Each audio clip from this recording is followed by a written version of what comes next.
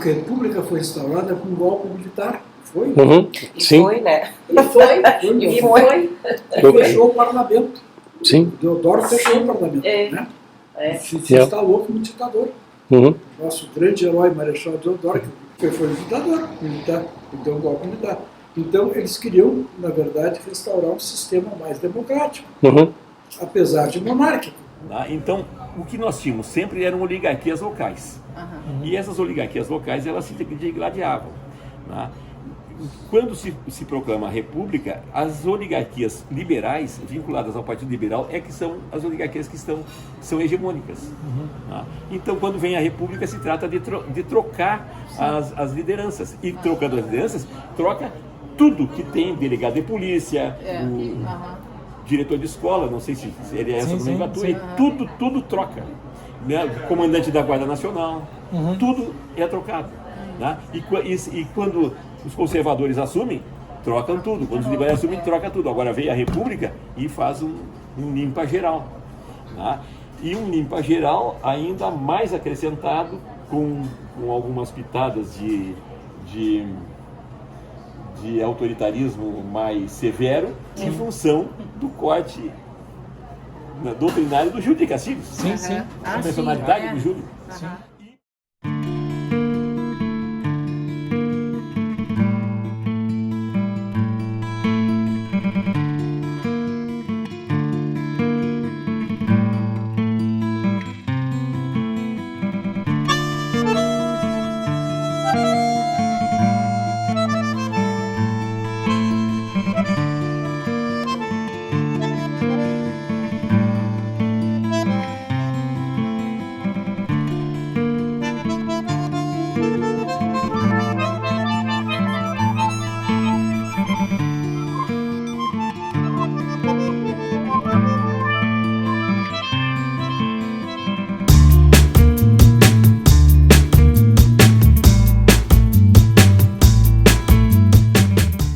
Passa a proclamação da República.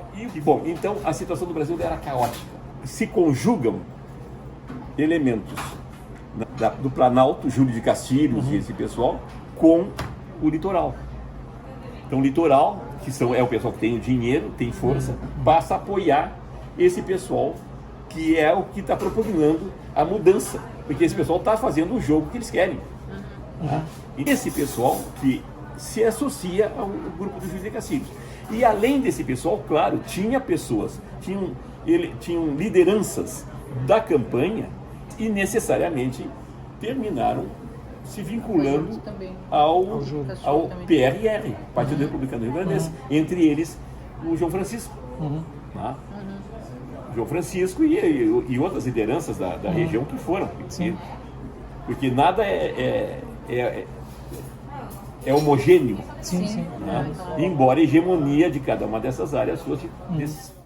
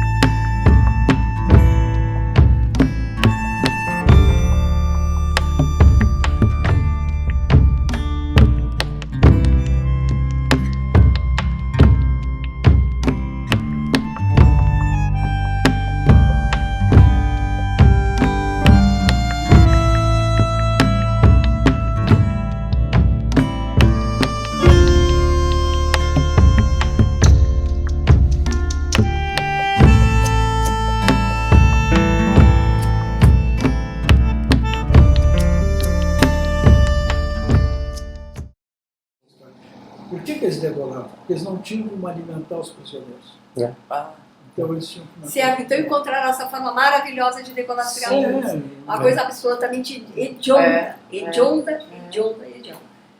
Na época era guerra.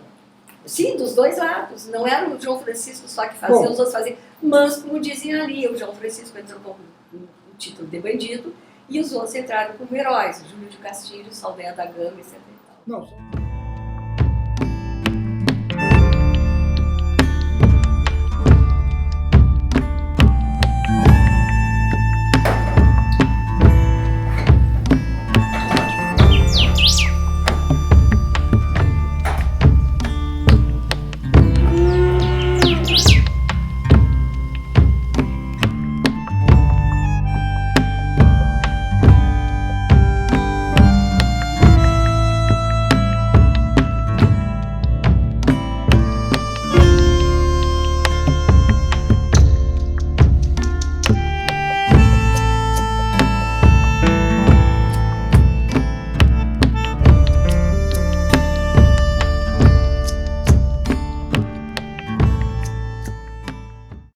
eu acho que a coisa mais importante de eu falar da relação dos dois, que assim que eu me lembro, é o fato de que todas as missões que o general considerava chaves, ele entregava para o João Francisco. Quer dizer, como Miguel, o Espírito Santo diz, ele era o homem do general. Era o homem do general. E o general era o Hipólito, teu bisavô. Era o Hipólito Ribeiro. Então eu acho que João Francisco nasce inicialmente como um grande guerreiro Depois ele vai se tornar um homem mesclado na política importante, mas nesse início de carreira que ele está junto com meu bisavô, na verdade eu acho que ele é um grande guerreiro. Quer dizer, a marca dele, nesse início, é de um valoroso guerreiro que eu não li nenhuma batalha que ele tenha perdido. Todas as batalhas que eu li, que estão nos documentos aí, ele arrasa o inimigo. Então, é uma coisa assim que eu me lembraria da importância do João Francisco junto à atuação dele junto com o meu avô. Ele escreveu, né? Eu correndo atrás do inimigo, cada lugar que eu chegava tinha um capitão morto, né? E um bilhete, né? Aqui matamos fulano de tal, que era o contrário. Né? Todos os lugares onde ele chegava depois, os caras fugindo, mas demorando, porque levavam um ano muito grande de carreta, né? Puxada a boi, né? E ele a cavalo, né? E a galope. Em seguida ele chegava, né? Os caras fizeram o cerco de Bagé, mataram um absurdo, né? Só lá em Bagé mataram 300 degolados, né? A torre aqui, ele matou 300. Diz a lenda, né? E matou 300 lá, né? E várias pessoas de nome, né? Tem um deles que era um historiador, histórico, influente político na região de Bagé, de Pelotas, né? Que foi preso, né? Uma figura que ele narra, o nome ali, né? Figura conhecida da classe mais culta do Rio Grande do Sul. E ele foi preso pelo Adão Latorre, né? Esse decorador, né? E o que é que vale a minha vida? Nego filha dessa, daquela, vale o fio da minha faca. Então degola. Se agarrou numa árvore, levantou o pescoço para ser degolado. Essas cenas que eu estou vendo aqui. E o vovô chegou lá depois, né? Comeram todos os gatos que tinha em Bagé, fora os cachorros, né? Eu não tinha o que comer. Lá na volta daquela igreja matriz, né? Lá no fundo da Rua 7, né? Ali foi o standout do cerco de Bagé, né? E dali o vovô seguiu atrás deles, quem estava em direção a Livramento, não sei por que entraram gastadas, não entraram por Uruguai, porque Bagé, o Uruguai fica ali do lado. E cada lugar que ele chegava encontrava um capitão morto, né? E com um bilhete, né? Até o momento que ele chegou num lugar que os caras tinham feito um quadrado, né? Para dar combate, né? E aí ele deu carga de cavalaria, né? No quadrado, né? O vovô tem uma cena que ele diz: chega lá, faz um xaraxaxá, atiro de pistola, até 50 metros. Porque atiravam de pistola, ou desse batom lei, né? E a bala não chegava assim, a mais de 50 metros, né? Alguns cavalos, antes de 50 metros, morriam, né? Atiravam no peito. Quando morria o cavalo, o cara abria a perna da direita para a esquerda, né? Descia do cavalo e o cavalo estava caindo, né? E o cara já estava de pé e com a lança na mão, né? Quando o cara ia dar o segundo tiro, ele já tinha sido espetado. Sim. Né? Sim. Ele mandava uma carga de cavalaria, né? Uma carga de cavalaria é uma loucura, né?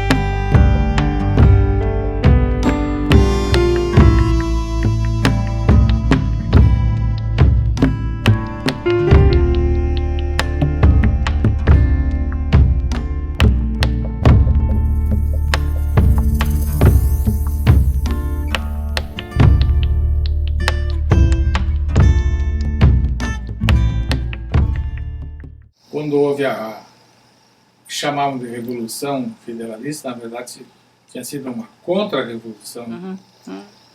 uma revolução contra-republicana, digamos melhor, Certo. de parte dos monarquistas que não aceitavam a república, né? Que se juntaram aos federalistas e vieram uma sucessão de batalhas, primeiro com a armada lá na Bahia, liderado pelo Saldanha da Gama. Depois o Saldanha da Gama juntou os remanescentes do que ele tinha conseguido reunir lá na Bahia e veio para cá, para o Rio Grande do Sul, né? E foi dado o último combate justamente na fronteira do Uruguai, que do lado republicano foi comandado pelo meu avô, e que ali terminou essa contra-revolução. E esse combate se deu em terras que ele conhecia desde menino, por isso ele foi capaz de armar uma estratégia de vencer o combate em poucos minutos. Federalista, porque as tropas federais, que eram monarquistas ainda, que resistiam à República, né, mandaram uma figura importante da Armada Nacional, que era o Almirante Saldanha da Gama. Almirante. Mandaram para cá para combater, então, aqueles que estavam defendendo a República aqui, que era o Júlio de Castilho, esse pessoal. Só que o Saldanha da Gama era um marinheiro.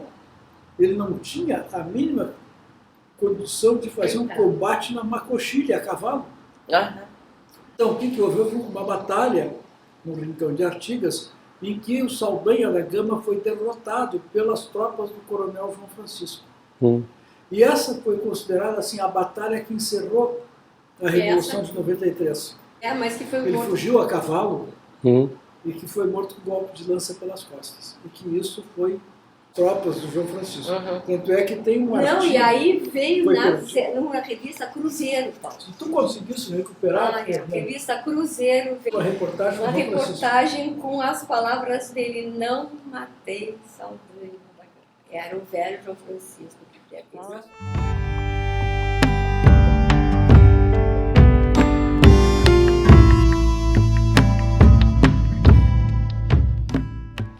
Só sei que o Saldanha da Gama morreu. Da batalha... Batalha de Campo Osório. Essa? Era a Batalha de Campo Osório. Né? Exatamente. 93, um extermínio do Saldanha, do corpo do Saldanha da Gama, que é a responsabilidade praticamente em termos de confronto, a vitória é uma responsabilidade praticamente do João Francisco.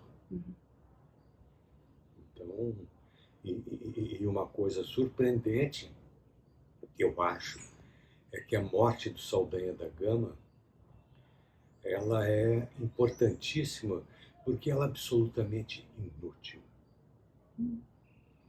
A morte do Saldanha da Gama só serviu para o Saldanha da Gama sair daquele confronto e daquela situação como um homem honrado, como um cavalheiro romântico que termina dando a vida por uma causa, mas por uma causa perdida, e que o Saldanha era monarquista, ele queria o retorno da monarquia.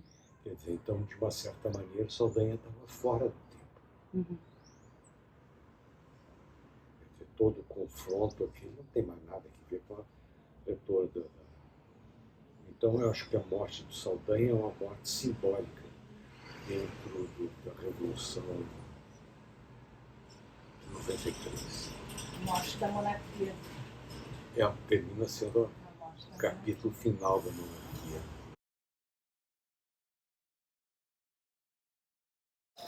Os monarquistas estavam aquartelados ali atrás do mangueirão de pedra e tinham uma cavalaria maior que a vanguarda do exército republicano. Como sempre se avançava com relação ao grosso da tropa, ele levou os correligionários dele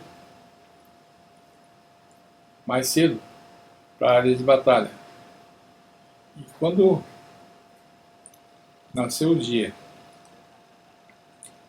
que se deu o início do combate, ele viu de binóculo e tinha uma agitação dentro da mangueira.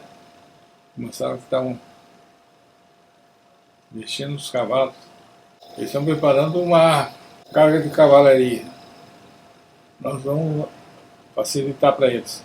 Dos 50 homens para lá, e desce uma descarga de garrocha, e logo viraram e corremos de volta em direção ao acampamento republicano.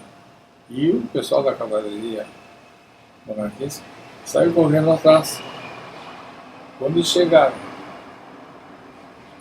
cerca de 200 metros do acampamento republicano, se escutou uma descarga de fuzil que tinha 2 grupos de fuzileiros no alto de uma coxilha e de outra coxilha do lado oposto, fazendo o cruzado. Isso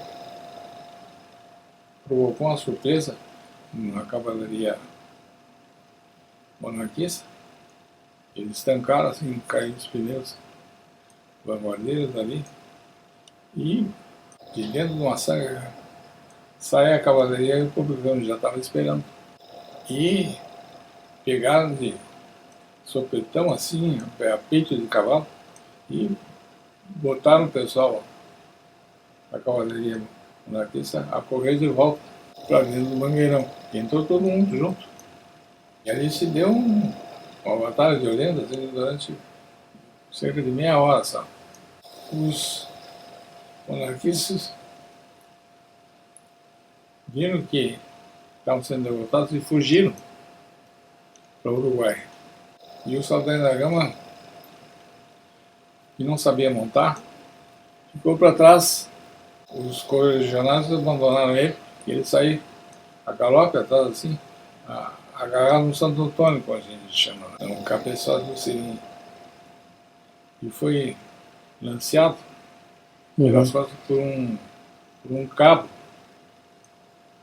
das forças do vovô, e outro irmão dele que vinha logo atrás deu um golpe de espada no pescoço dele quando tinha caído no chão. Por causa dessa marca no pescoço, é que o vovô ficou com fama de degolador. A imprensa era dominada pelo pessoal monarquista que tinha dinheiro, e então fizeram um escarcéu dizendo que o João Francisco degolado o Saldanha da Gama. Quem matou o Saldanha da Gama, esse dia ainda estava... Tem um cidadão que é descendente do Salvador Tambeiro, foi o que lanceou o Saldanha da Gama. Aliás, o Saldanha da Gama foi o primeiro lanceado da esquerda para a direita, né? E começou a... caiu, né? E ele seguiu correndo atrás dos caras que eram campeiros e fugiram para o Uruguai, né? Atravessaram o arroio Vernada, que era um braço do Paraí, e quando voltaram de lá, né? Esse Saldanha da Gama já tinha levantado e queria falar, isso bofava sangue, porque tinha furado o pulmão, né?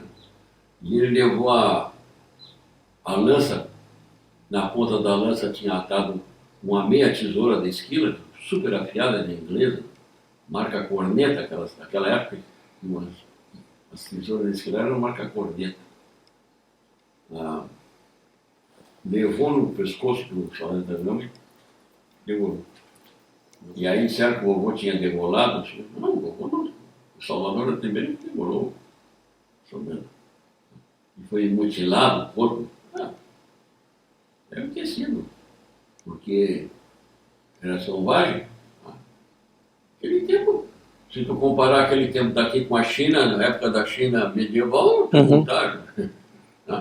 A própria Revolução Francesa, o próprio Napoleão,